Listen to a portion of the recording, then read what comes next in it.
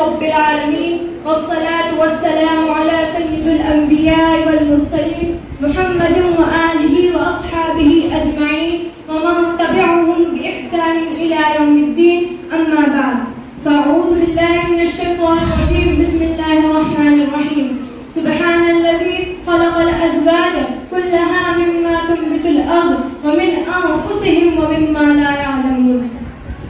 آج کے اس مسابقتی اجلاس میں اس عناوین مقررہ میں سے دل چبھتا ہوا عنوان اسلام اور سائنس کے متعلق آپ حضرات کے سامنے لب کشائی کرنے کی جرت کرنے جا رہی ہوں اس دعا کے ساتھ کہ یا رب یہ التجا ہے کرم تو اگر کرے، کہ یا رب یہ التجا ہے کرم تو اگر کرے، وہ بات دے زبان پہ جو دل پر اثر کرے. برداران اسلام، جس دور سے ہم اور آپ گزر رہے ہیں سائنس اور ٹیکنالوجی کا دور کہلاتا ہے. آج قدم قدم پر سائنسی ایجادات ہیں، مادیت کے لیے نئے انکشافات کا چرچا ہے. انسانیت کے دامن میں علم و دانش کی بھرپور تجلیاں ہیں، بلندیاں اس کے سامنے سمٹ چکی ہیں. حقیقتوں کو جاننے کا جذبہ آج عروج پر ہے اور یہی چیز سائنسی تحقیقات کا محور بنی ہوئی ہے. خداوند قدوس نے عقل انسانی کے گروہوں کو کھول دیا ہے، جس کا نتیجہ یہ ہے کہ آج انسان ہواؤں کے دوش پر اڑ رہا ہے، فضاؤں میں اسٹیشن بنا رہا ہے، چاند پر کمندے ڈال رہا ہے، سورج کی شعاعوں کو گرفتار کر رہا ہے، زمین کے پوشیدہ خزانوں کو نکال رہا ہے. غرض کہ آج سائنس اور ٹیکنالوجی نے اتنی ترقی کر چکی ہے جس کا تصور بھی نہیں کیا جا سکتا. لیکن سوال یہ ہے کہ کیا سائنسی ایجادات مذہب اسلام کے لیے چیلنج ہیں؟ کہ کیا مذہب اسلام پر اس کی صداقت و حقانیت پر کوئی زور پڑتا ہے؟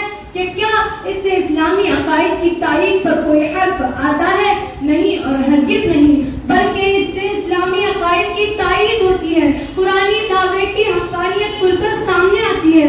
قرآن نے 14 سال پہلے اعلان کیا تھا وَسَخَّرَ لَكُمُ الشَّمْسَ وَالْقَمَرَ کہ چاند اور سورج تمہارے تابع ہیں، تمہارے حکموں کے فرما بردار ہیں. دنیا کی ساری چیزیں تمہارے تابع ہیں. یہ بلند پہاڑ، یہ دریائے شور، یہ ٹاٹے مارتا ہوا سمندر، یہ پرآشو موجیں، یہ چمکتا ہوا چاند، یہ چڑھتا ہوا سورج، یہ چرند و پرند، یہ کوہ صحرا، سب کے سب تمہارے تابع و غلام ہیں. لوگوں نے تعجب کا اظہار کیا اور کہا محض یہ افسانہ ہے. بھلا یہ کیسے ممکن ہو سکتا ہے کہ کروڑوں میل اونچائی پر طلوع ہونے والا سورج، ہزاروں میل کی بلندی پر چمکنے والا چاند ہمارے تابع کیسے ہو سکتا ہے؟ لیکن جب چاند اور ستاروں پر کمندے ڈالنے والے سائنسدانوں نے ثابت کر دیا کہ قرآنی دعویٰ بالکل صحیح ہے.